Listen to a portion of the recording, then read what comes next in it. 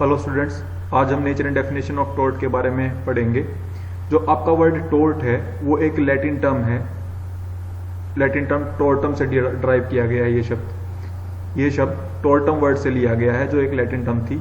इसका मीनिंग है, टोर्टम का मीनिंग है टू ट्विस्ट, या इट मीन्स ट्विस्टेड, क्रूक्ड और अनलॉफुल, जो कि कोई गैर कानूनी है, या रॉन्गफुल एक्ट, कोई भी गलत काम जो कि आपकी मोरल ड्यूटीज के खिलाफ है, उसको बोलते हैं tort. rather than an act that is straight or lawful, thus tort may be defined as a civil wrong।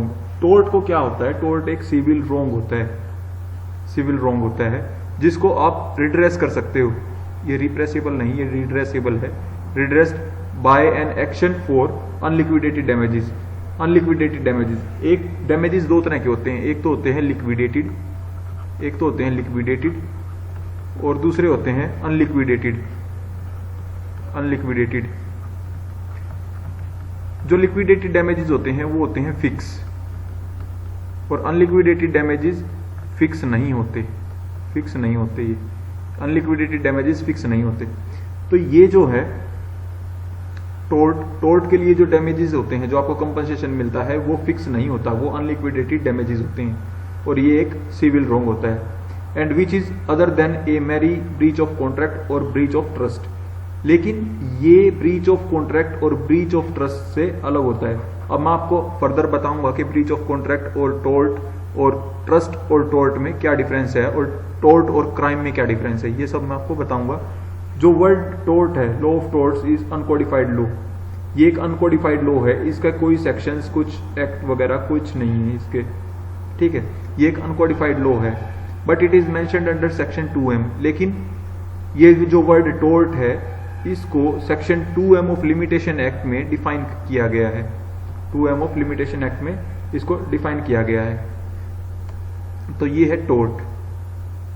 अब डेफिनेशन, दो मेन डेफिनेशन इसकी जूरिस्ट ने दी है, जो कि मेन है, आपको करवा देता हूं।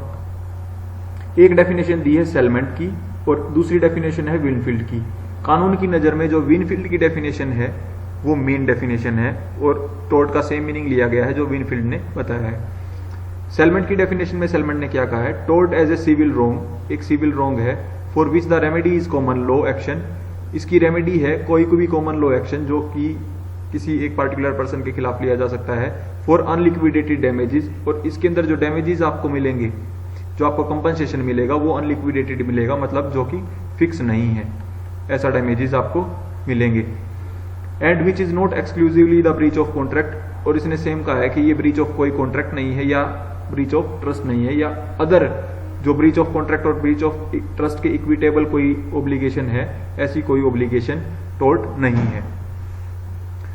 अब विनफील्ड क्या कहते हैं? विनफील्ड कहते हैं tortious liability arise from the breach of duty primarily fixed by law. Winfield कहते हैं कि जो टोर्टियस लायबिलिटी है, ये एक ड्यूटी है जो कि लॉ के द्वारा फिक्स की गई है, लेकिन जब आप ये ड्यूटी अपनी फुलफिल नहीं करते तो उसका क्या हो जाता है? ब्रीच। और जब ब्रीच होता है तो आप किसी के लीगल राइट का वॉयलेट कर देते हो। तो violation of legal right is one of the essential in case of tort. This duty is towards person generally. ये जो ड्यूटी है आपकी, जो फिक्स बाय लॉ है, ये जो ड्यूटी है, ये एक पार्टिकुलर पर्सन के लिए है। And its breach is redressable by an action for unliquidated damages. और ये जो ब्रीच है, इसको फुलफिल कैसे करोगे, इसका कंपनसेट कैसे करोगे? For an action of unliquidated damages, इसके खिलाफ एक्शन लेके और डैमेजेस क्लेम करके, जो कि अनलिक्विडेटेड है, जो कि फिक्स नहीं है। तो जो कानून की नजर में जो डेफिनेशन है, वो विनफील्ड की डेफिनेशन मेन है। अब नेचर ऑफ टोर्ट के बारे में देखते हैं। नेचर ऑफ टोर्ट कैसा है? नेचर ऑफ टोर्ट में कहा गया है कि ए tort is a civil wrong, ये एक सिविल रॉन्ग है, एंड दस can be differentiated from other forms like crime, contract and breach of trust. अब इसको हम डिफरेंशिएट करेंगे कि ये क्राइम, कॉन्ट्रैक्ट और ब्रीच ऑफ ट्रस्ट से कैसे डिफरेंट है। फर्स्ट बात करता है टोर्ट और क्राइम के बीच में। टोर्ट और क्राइम के बीच में क्या डिफरेंस है? Firstly, tort is an infringement of private और सिविल राइट्स। किसी के प्राइवेट राइट्स को वोलेट कर देना या सिविल राइट्स को वोलेट कर देना टोर्ट है। इन्फ्रिंगमेंट मतलब वोलेट कर देना। And therefore it is considered to be wrong against a person. इसीलिए इसको कंसीडर किया गया है कि ये जो टोर्ट है, ये जो आपका क्राइम है, टोर्ट का जो ऑफेंस है, ये किसी एक पार्टिकुलर पर्सन के अगेंस्ट होता है, ना कि अगेंस्ट अ होल सोसाइटी। एक पार्टिकुलर पर्सन के अगेंस्ट होता है, लेकिन crime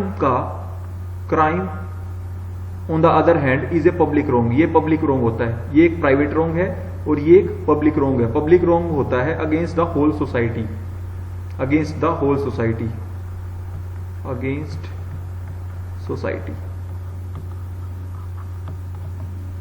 crime against the society होता है और tort against a particular person होता है। Secondly, in tort, first difference तो ये हो गया कि ये प्राइवेट रोंग है और ये पब्लिक रोंग है। सेकेंड है, in tort the injured party himself bring an action against the wrongdoer. जो इंजर्ड पार्टी है, जिसका राइट वायलेट हुआ है, वो किसी दूसरे, जो जिसने रोंग कमिट किया है, जिसने गलती की है, जिसने राइट वायलेट किया है, उसके खिलाफ केस कर सकते हैं। वेरेज इन क्राइम, लेकिन क्राइम के अंदर ऐसा नहीं है। The wrong doer is prosecuted by the state. जो गलत काम करने वाला है, जो ऑफेंडर है, उसको स्टेट के द्वारा पनिश किया जाता है, उसको स्टेट के द्वारा पनिश किया जाता है। Even though the victim in this case is also an individual, जिसमें विक्टिम भी एक इंडिविजुअल होता है, लेकिन विक्टिम का प्रेजेंट होना जरूरी नहीं है। स्टेट विक्टिम की तरफ से केस लड़ती है।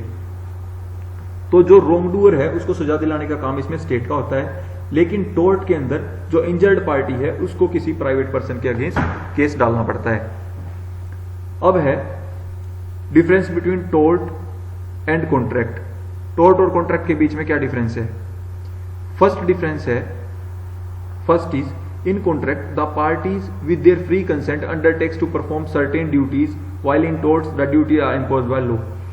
कॉन्ट्रैक्ट के अंदर पार्टीज खुद अपने आप को एक बाउंडेशन में डालती हैं। पार्टीज अपने आप को एक सर्टेन ड्यूटीज परफॉर्म करने के लिए बाउंड करती हैं।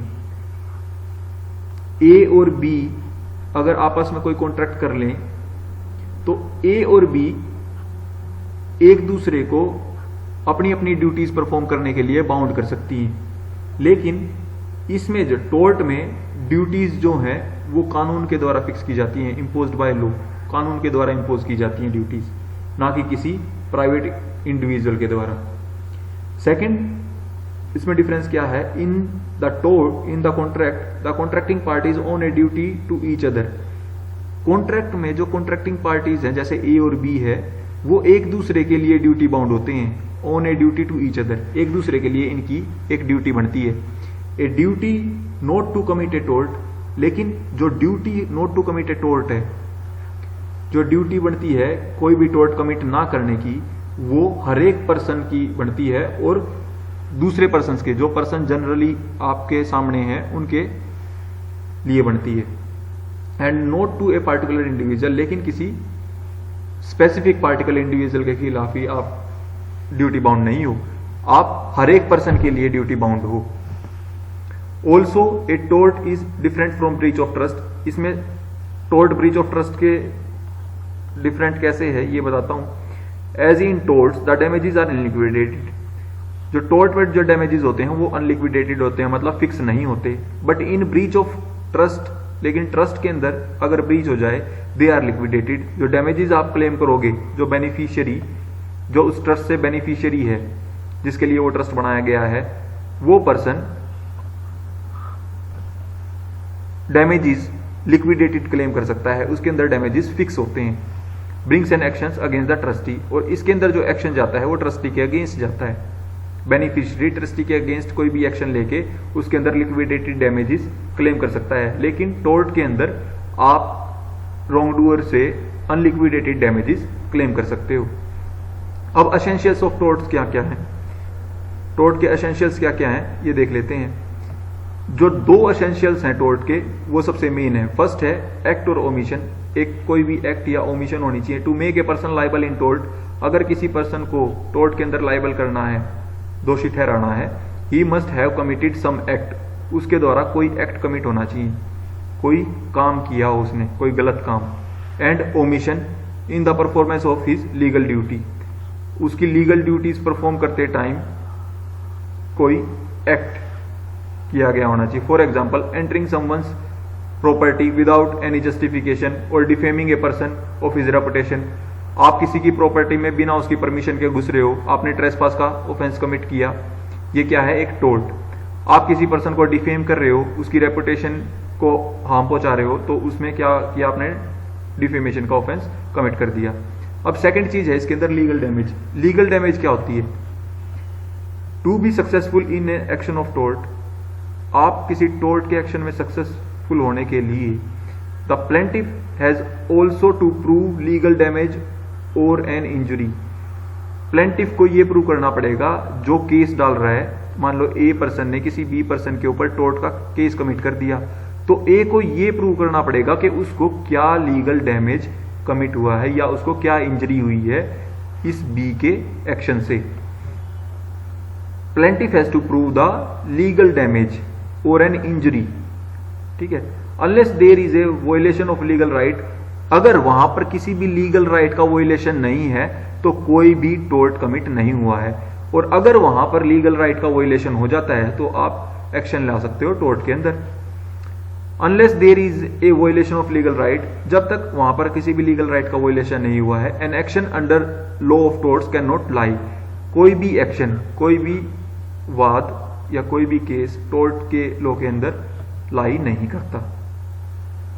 अब the legal damages are of two types. जो लीगल डैमेज है आपके दो तरह के बनते हैं। लीगल डैमेज दो तरह के कैसे हैं, फर्स्ट है इंजुरिया साइन डैमनम। फर्स्ट है इंजुरिया साइन डैमनम। इंजुरिया का मतलब होता है इंजरी, साइन का मतलब होता है विदाउट, और डैमनम का मतलब होता है damage. It means violation of a legal right. आपने इस केस में वॉयलेशन ऑफ लीगल राइट कर दिया विदाउट कोजिंग एनी डैमेज, लेकिन कोई डैमेज कोज नहीं किया किसी दूसरी पार्टी को कोई हानि नहीं हुई, लेकिन उसका राइट वॉयलेट हो गया। Since there is a violation of legal right, अगर वहां पर वॉयलेशन ऑफ लीगल राइट भी है तो वहां पर एक्शनेबल होगा, वो एक्शनेबल होगा और आप उससे डैमेजेस क्लेम कर सकते हो। इसका जो लैंडमार्क केस है वो है एशबे वर्सेस वाइट का। एशबे वर्सेस वाइट के केस में क्या हुआ था, in this case the defendant A returning officer in an election. ये इलेक्शन का कोई रिटर्निंग ऑफिसर था, डिफेंडेंट ये white, wrongfully refused to take vote of the plaintiff। उसने प्लेंटिफ की वोट लेने से इंकार कर दिया। एशबे जो है वोट डालने गया, लेकिन एशबे को वोट नहीं डालने दिया गया, इसको इंकार कर दिया गया कि भाई हम आपकी वोट नहीं लेंगे, जो कि एक एलिजिबल वोटर था, ये एलिजिबल भी था वोट डालने के लिए।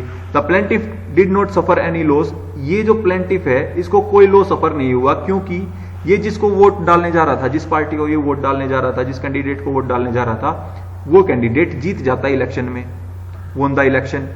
The defendant was however held liable. लेकिन इस केस में एशबे को कोई हानि तो नहीं हुई, लेकिन इसका लीगल राइट वायलेट कर दिया। इसके अंदर क्या हो गया कि जो डिफेंडेंट है वाइट ने उसका लीगल राइट वायलेट कर दिया, इसलिए वाइट को लायबल करार दिया गया और उससे कंपनसेशन दिलवाया गया। उसने डैमेजेस एशबे को दिए क्योंकि उसने उसका लीगल राइट वायलेट कर दिया था। अब सेकंड है डैमनम साइन इंजुरिया। डैमनम साइन इंजुरिया क्या होता है, डैमनम का मतलब है डैमेज, साइन का मतलब है विदाउट, और इंजुरिया का मतलब है इंजरी।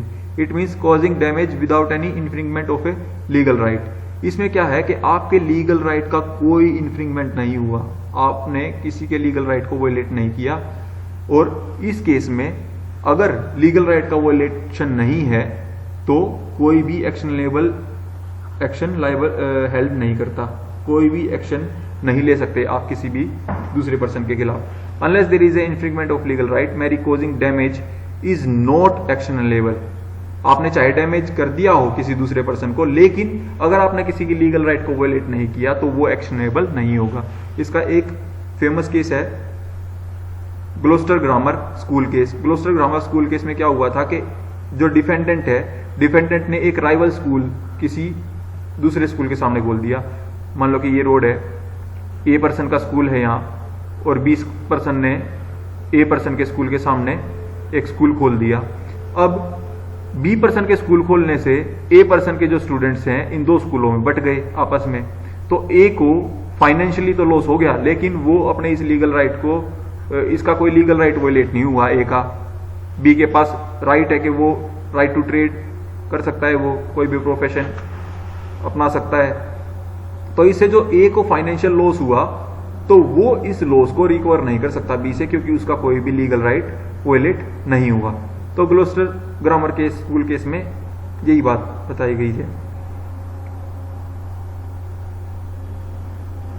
आज के लिए हम इतना ही कर लेते हैं, कल हम आगे पढ़ेंगे इसको। Thank you.